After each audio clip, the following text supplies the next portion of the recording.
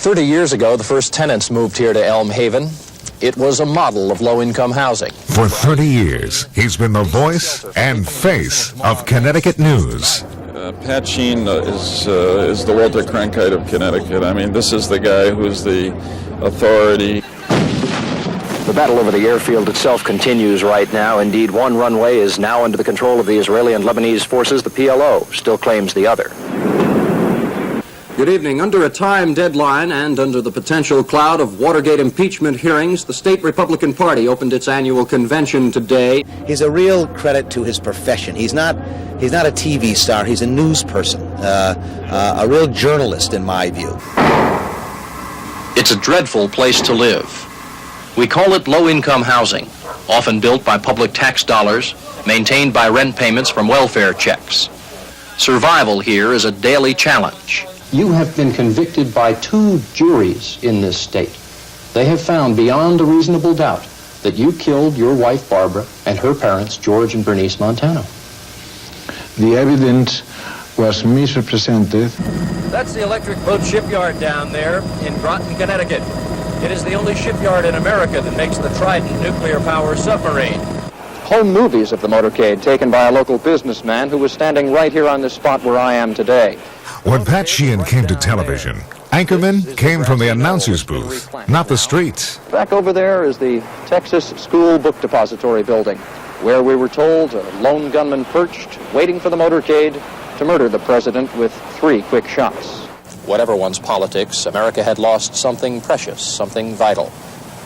And each passing hour seemed to bring with it a new shock, a new image that left us as a nation feeling drained.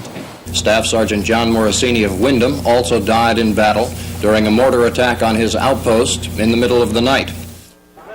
People from the Fairness to the Presidency committees around the country and around the state work against even Republican candidates if they refuse to align themselves behind Mr. Nixon. I can't speak for the majority of... You can speak for yourself.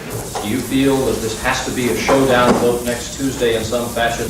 Frankly, I'm sorry that it's coming to a vote on Tuesday, and I think that was deliberate. That is the moment of truth in this convention. But the times were changing.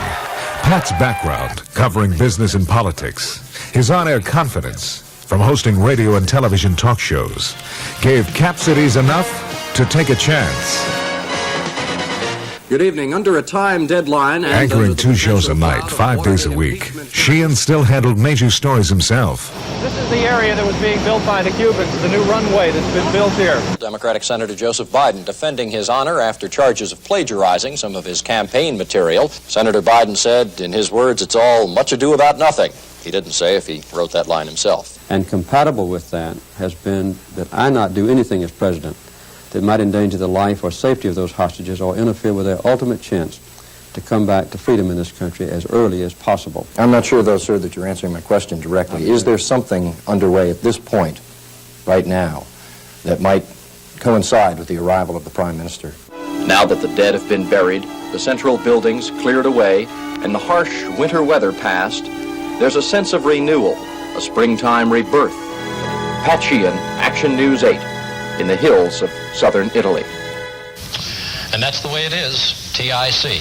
Tonight in Connecticut. For 9 years now, Pat Sheehan has led the TIC News at 10. From a renegade half hour on a wannabe network independent to Connecticut's recognized best evening news hour.